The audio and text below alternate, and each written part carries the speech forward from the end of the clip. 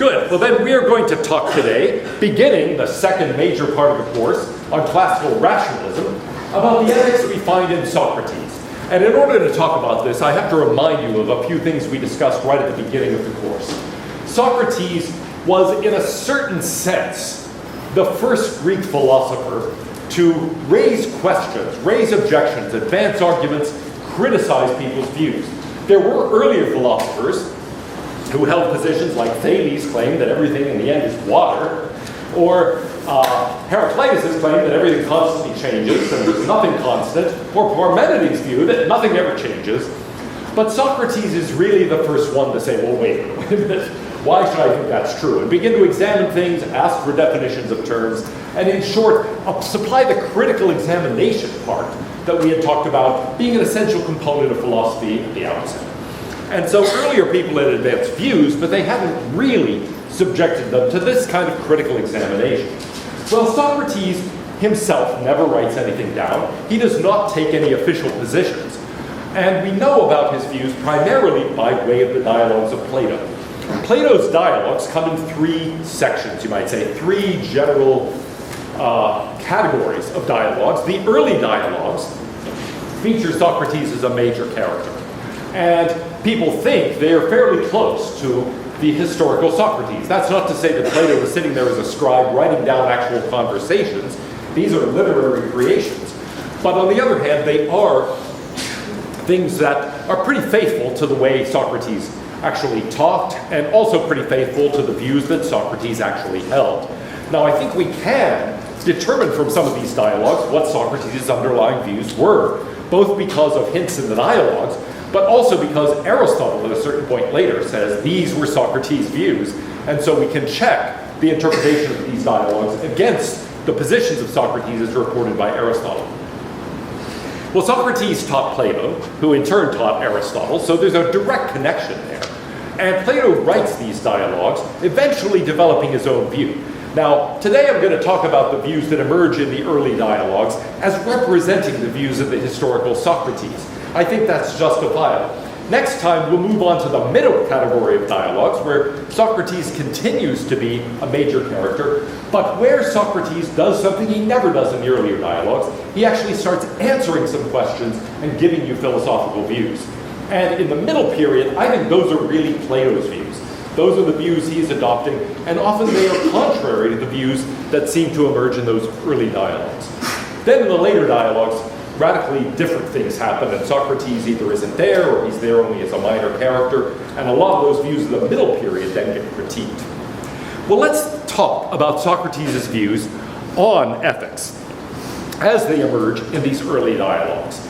Here you see a painting of the death of Socrates. Socrates was actually sentenced to death and died by drinking hemlock.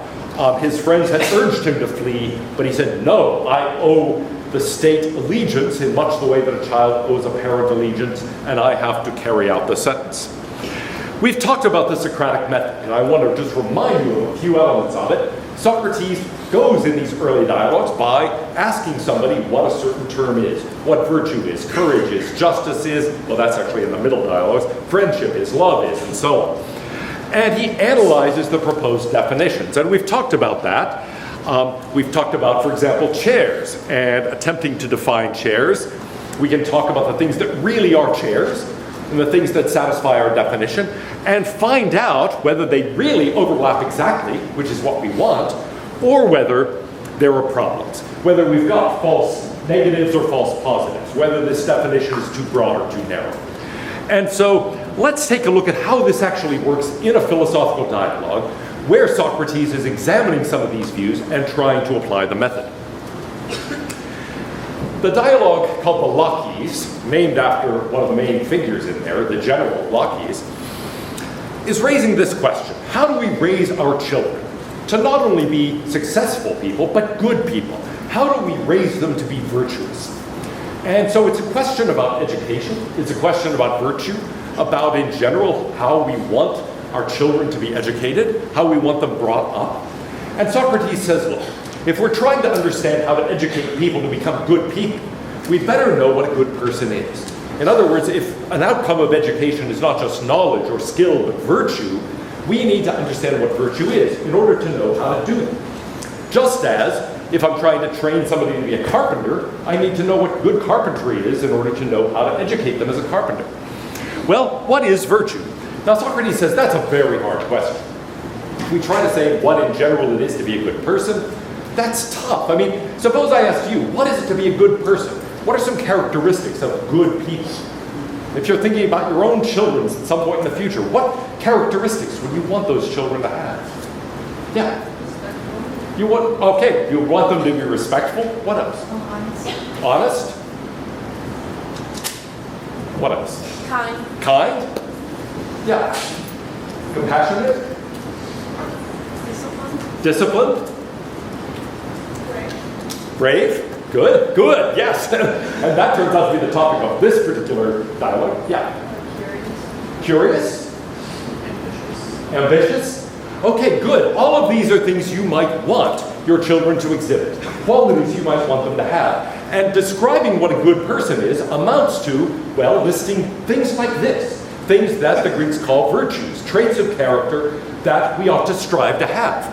Now, Socrates says, look, it's complicated, and one dimension of education they were in particular debating was military education. Should you train someone to fight?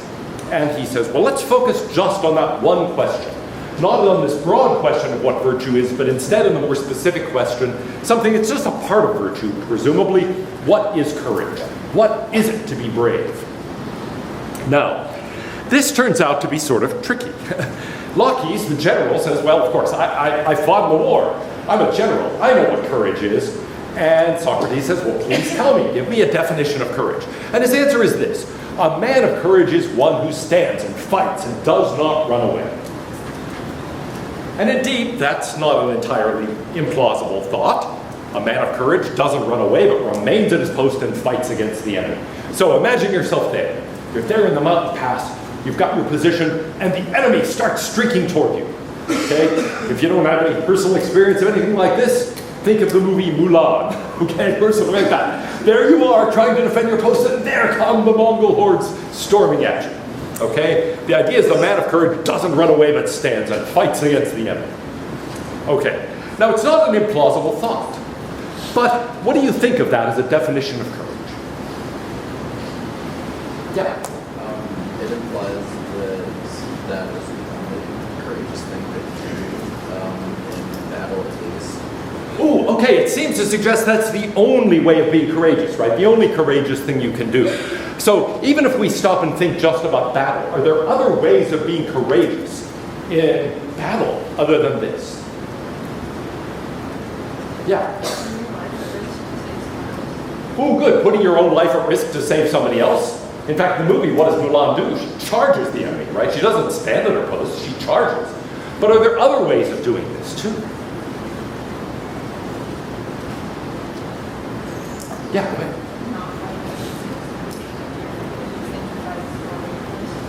Oh, all right, there might be times when it's courageous not to fight. And for different reasons, right? It could be that you think, wait a minute, there's something horribly wrong going on here. Maybe if you think you're fighting for the wrong reasons or that this is a wrong sort of cause, maybe the good thing to do is not to fight at all. Or maybe there are other ways of actually not fighting and being courageous. Socrates gives an example like that. He says, remember what we did in the war at one point where we actually retreated when the enemy attacked and we swung around and then attacked them from the flanks.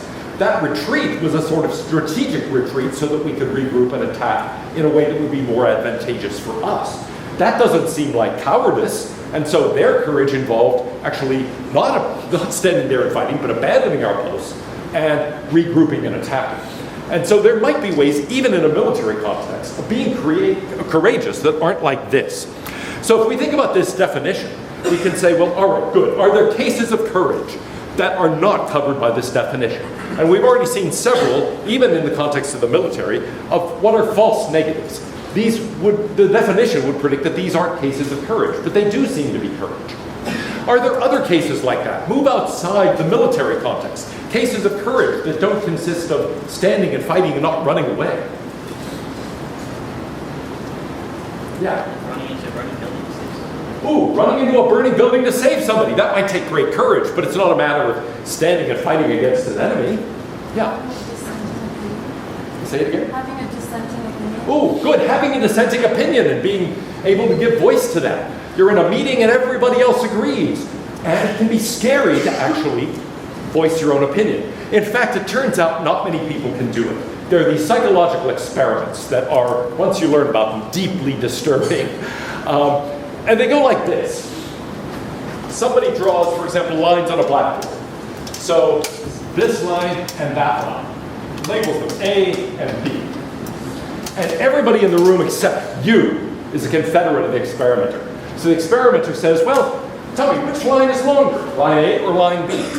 And goes around the room. And everybody else says, oh, line A is longer. Okay, and so it's like line A. Oh yeah, line A, line A, line A. And finally, gets to you. Which line is longer? What percentage of people do you think say line A along with everybody else? Something like 90%. It's very frightening. Okay? The overwhelming majority of people say, yeah, okay, line A. Okay, and it's very rare that somebody has the courage to say, you're all crazy, it's line B. And that's something really obvious, right? There's no ambiguity about this. It's not like, well, it's sort of hard to tell. You know, it's not like some color patch where you say, is this blue or orange? Sorry, that's not really sorry. I meant to say blue or green, and it's kind of turquoisey and it's in between, and you think, well, I think it's that, you know. No, it's not, that's really clear. And so, if that sort of thing takes real courage, and most people can't do it, imagine a case where there really is some ambiguity, and there is disagreements and so on. And so, to voice an unpopular opinion in that context can take real courage. Other examples of courage that aren't covered by this definition. Yeah. Okay, yeah, public speaking. There are probably things that you would be afraid of. A lot of people are afraid of public speaking. In fact, it's interesting. I'm very strongly introverted, which is something you probably wouldn't guess by what I do as a profession. But if I'm talking to a big group like this, or even an even larger group, I'm fine. But talking to people in small groups or one-on-one, I find that very frightening. So like going to a party, I find that terrifying. I hate that. I'd much rather just sit at home and read, okay, than go to a party. And about, gosh, a year and a half ago, I was interviewed at the Chancellor's Council meeting. This was like 3,000 to 5,000 of UT's top donors. And I was up there on stage being interviewed by the editor of the Texas Monthly. And I found that they had set up with these chairs, I was just talking to him one-on-one, and I found that if I looked at him and answered, I was terrified. But if I turned and faced the thousands of people and talked, I was totally relaxed. Okay, now that's weird, and the opposite of the way most people are. Most people would be like, I can talk to one person, but talking to 3,000 people? Ah! And I'm just sort of odd and the reverse of that. But anyway, yeah, for a lot of people, public speaking would be a phobia. Are there things like that that you will also be afraid of and would take real courage to do? Yeah. Going against authority. Yeah, somebody says, okay, do this. And to directly defy them, that can take real courage. Other things that are sort of phobias of yours. Yeah? I hate the sensation of falling. Ooh, the sensation of falling. Okay, yeah, so for a lot of people, getting on a roller coaster might be something that takes real courage. I'm fine with roller coasters, but there are other sorts of things that I wouldn't do in an amusement park because they give that sensation of falling. Or actually, the scariest coaster I've ever been on was also one of the mildest. It was like a mouse coaster. I don't know if you've ever seen these. But it's like you're sitting in a mouse, a big mouse, and it just goes around this tiny track and there's nothing around you. And it swings suddenly, and you just feel as if you're about to fall. Now, in fact, I mean, in a few places it goes like this, but it's nothing like the serious coasters at Six Flags or something. But nevertheless, it is terrifying because you just have this sensation that you're completely unprotected in this wobbly little thing. So yeah, all of us probably have some sort of phobia like that. It might be like putting your hand in a box full of snakes or spiders or whatever. But anyway, there are things like that that can take real courage, but don't involve standing and fighting against an enemy. Now, what about the other side? are there cases of standing and fighting and not running away that you think would not count as courage? Are there times when somebody might stand and fight and not run away, but you'd say that's not courage? Yeah. People that are just literally following orders without thinking about they're doing it for Okay, good. You could be standing there and fighting for the wrong reason. So, for example, suppose it's just to follow orders. Somebody says, stand there. And when those people come with the hill, shoot them. You say, okay. Is that courage? I mean, if it's just like following orders, let's say this person doesn't even feel any fear. Just like, shoot those people. Okay.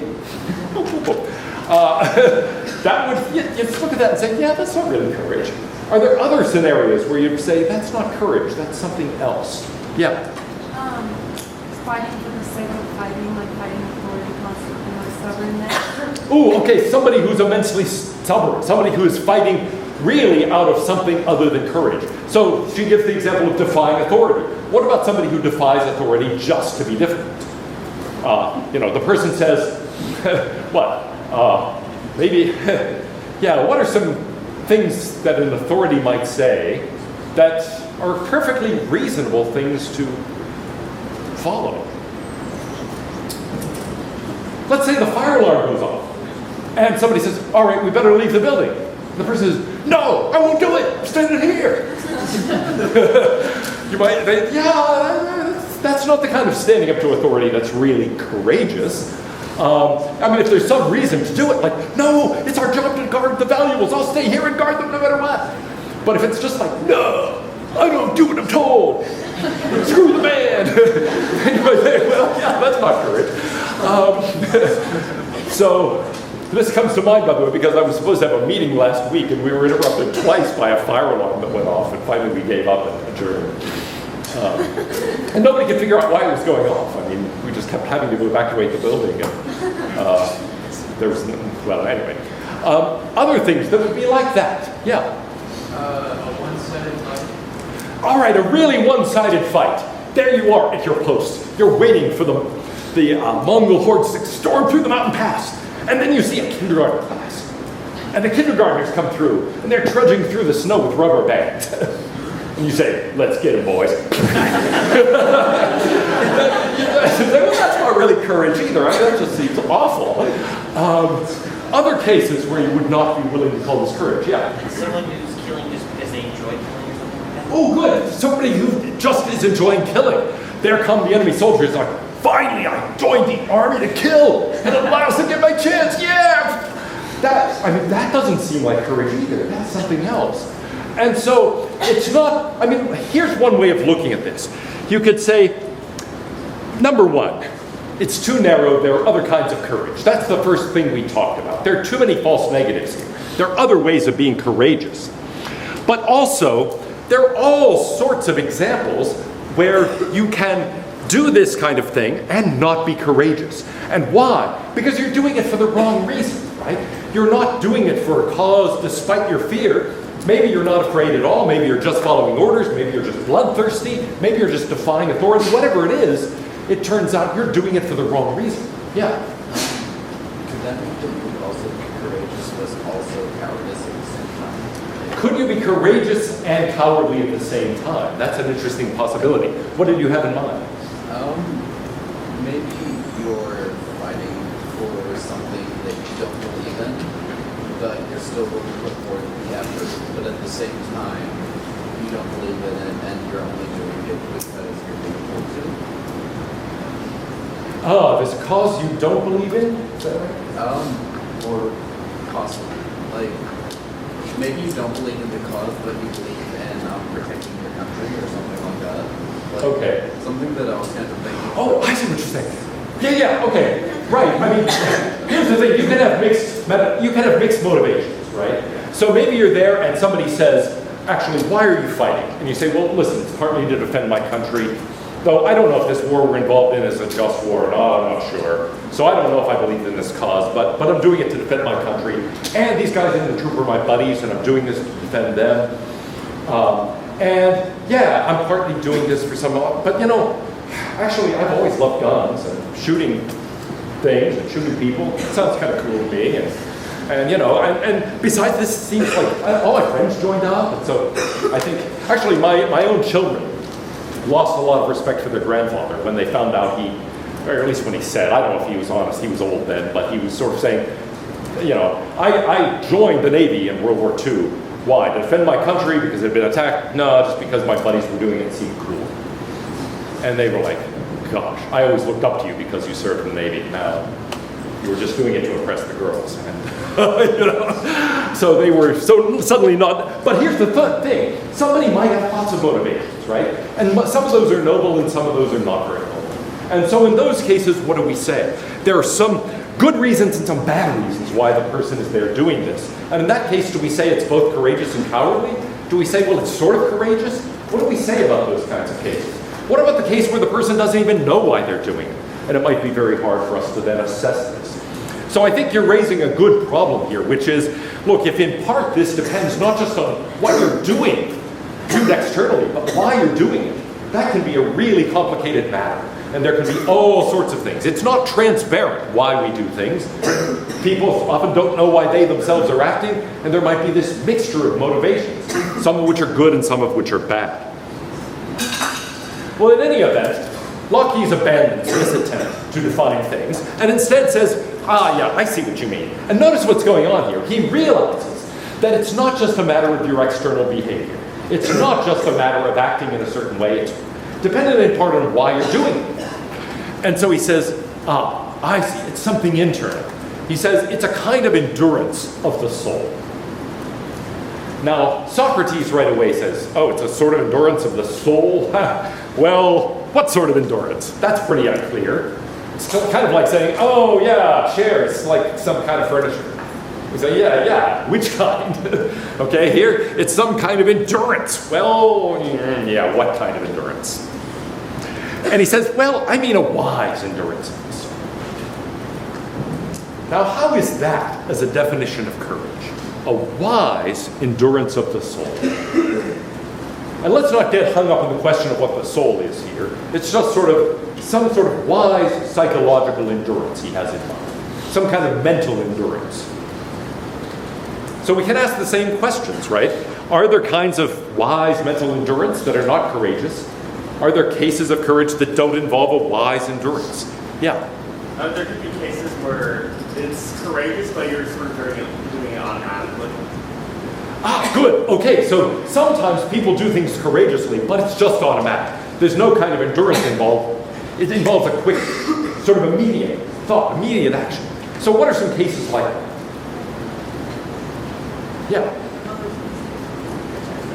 Good. A mother's instinct to protect her children, maybe. The child, to take an example from Mencius, is about to fall into the well. And mom says, no! And she doesn't endure, right? She doesn't think. And then think, oh, I could just go have a cup of tea. No, it's just an immediate thing, right? Or the soldier who sees the grenade and throws himself on top of it to save his comrades. Those are immediate responses. They don't involve somebody enduring. And so already there we've got cases where we've got courage, but not a wise endurance of the soul. That indicates that this is really too narrow a definition. Are there cases on the other side where you've got a wise endurance, but it is not courageous? Are there cases where you, yes? I would say maybe like running from battle or something like that. It's ultimately wise to run, but it's not necessarily the most courageous thing, you know what I'm saying? Okay. Yes, the enemy is coming, and you realize they vastly outnumber us. We're cooked. We can stand here and fight, but we're all going to be killed, and there's no point to that. So let's run. So you start running, but the enemy starts chasing you. So you keep running, and you keep running. And you endure greatly, and it's tough because you know you're in danger, but you, after days of trying to escape, finally get away.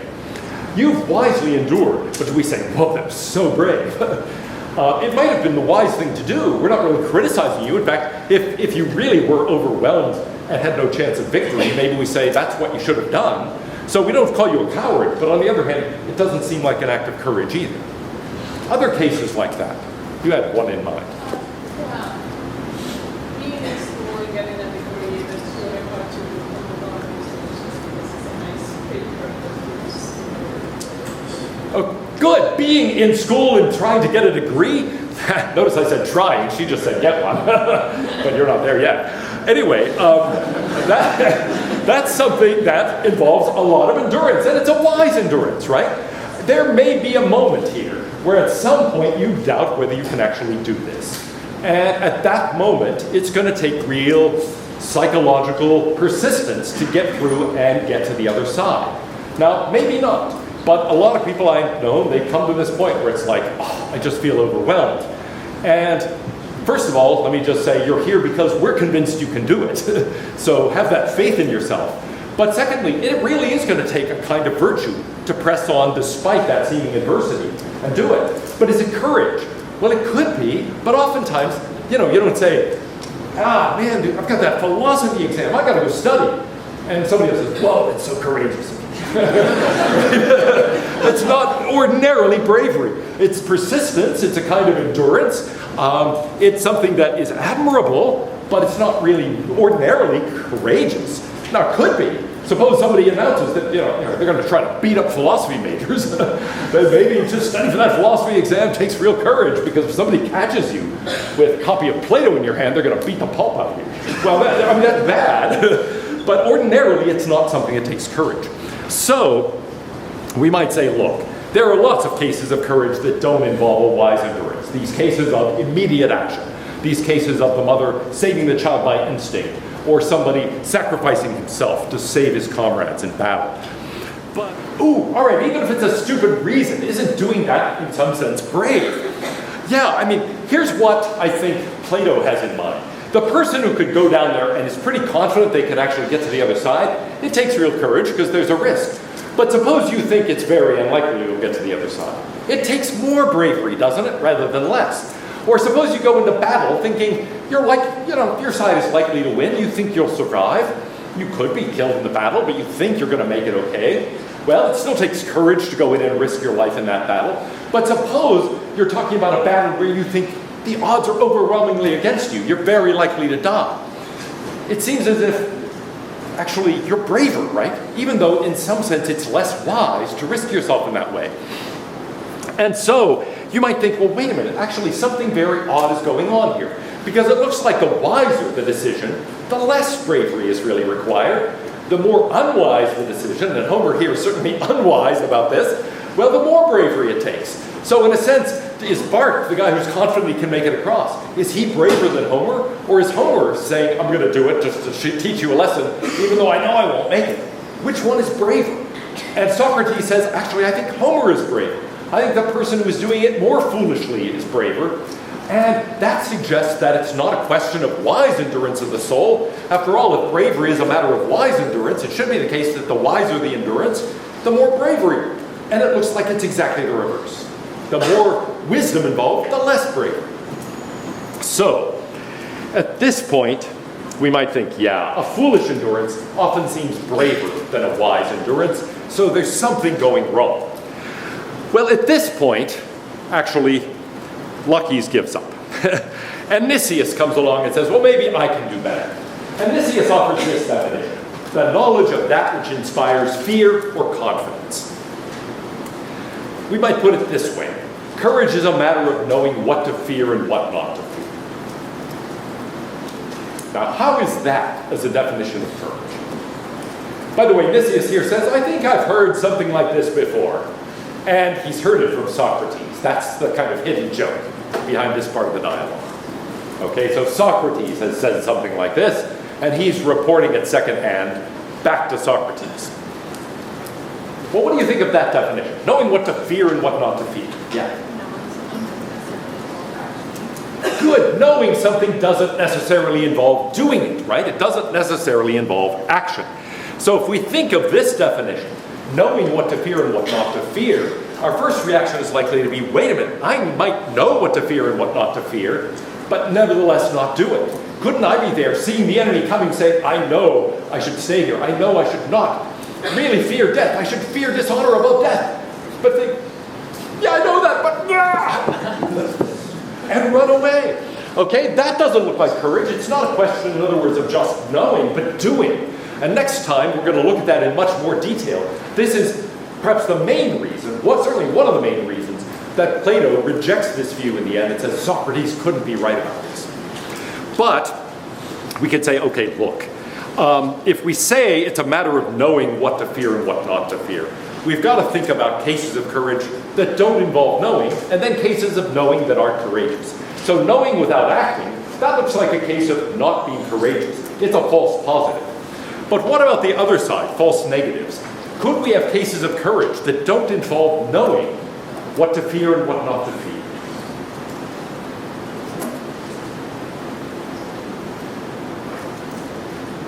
Yeah.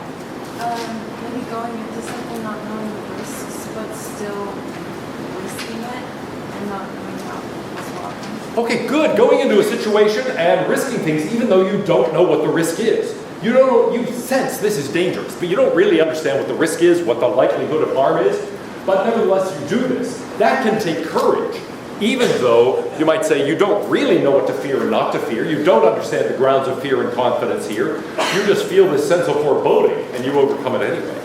That feels courageous, even though you don't really have this knowledge of the grounds of fear and confidence. Yeah? What about like fear of the unknown or like uncertainty?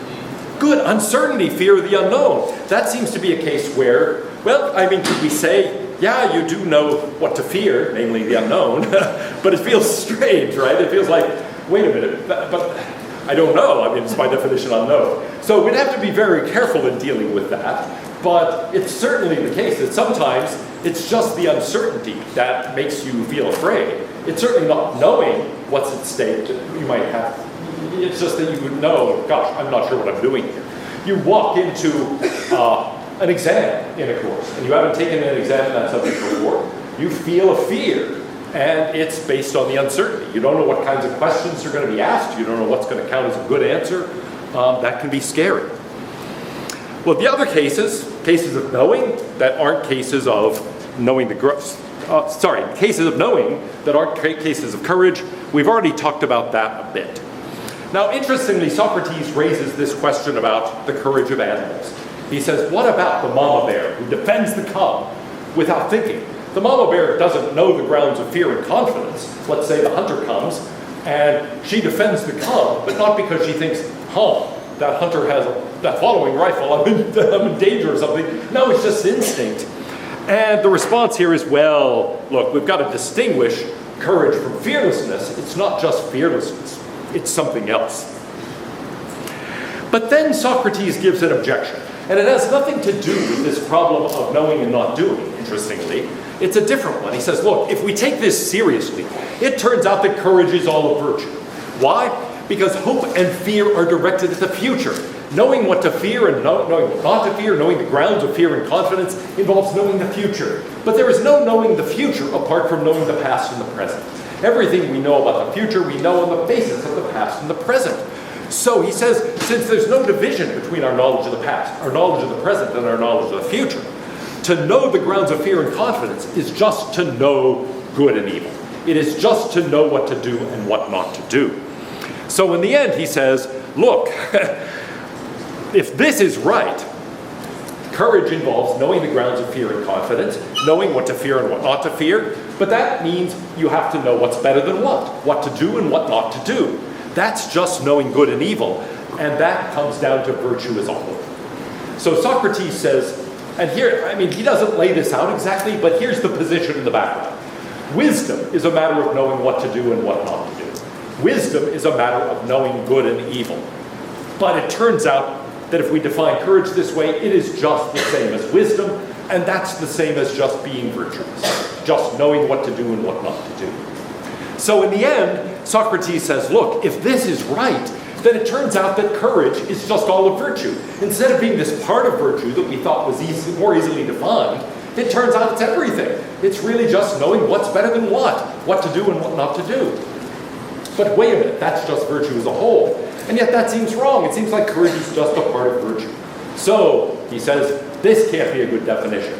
And so they all say, yeah, I guess we don't know what courage is. And they all leave sort of dejected. Now,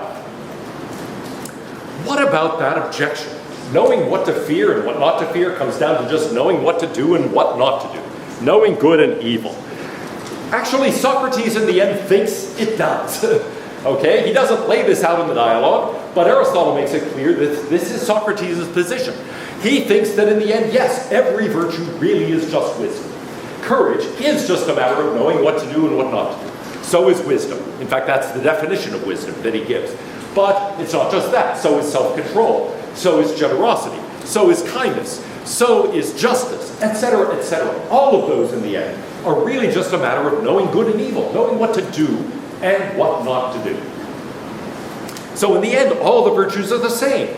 Courage is the same as piety, which is the same as justice, which is the same as self-control, which is the same as generosity and so on. Because in the end, it's all just knowing what to do. Now, yeah, what do we say about that? Well, gosh, are all those virtues really the same? One position is that they are, but here's an alternative. You might think, no, they're all different. They might overlap in some ways, but surely you could have courage without generosity, for example, or without self-control. Could someone be courageous but not self-controlled? Intuitively, you might think, sure. So here's what's going on in some sense here. We could say, look, that first definition, standing and fighting and not running away, that was purely about behavior. Had nothing to do with your state of mind, which is why it ran into trouble. Endurance of the soul, or now knowledge, that seems to have just an internal dimension to it. Just a matter of your mental state. It has nothing to do with what you do. Surely both are required. So, in our final minute, can anybody give me a better definition of courage? Presumably it has to have something about behavior in it, but it also has to have something about your state of mind in it. So what is courage? Any suggestions? Yeah. Doing something you fear because you know it's the right thing to do. Now notice that the components of that. Doing, so she's got the doing part in there, something you fear, and good because that goes to the state of mind, and if you don't feel fear, it's hard to describe you as courageous. But then, for the sake of something, right, for the sake of some good, and that seems like an important component too. If you're doing it just for some crazy reason or selfish reason, it doesn't seem courageous. Next time we'll come back to that and think more about it, and think about Plato's definition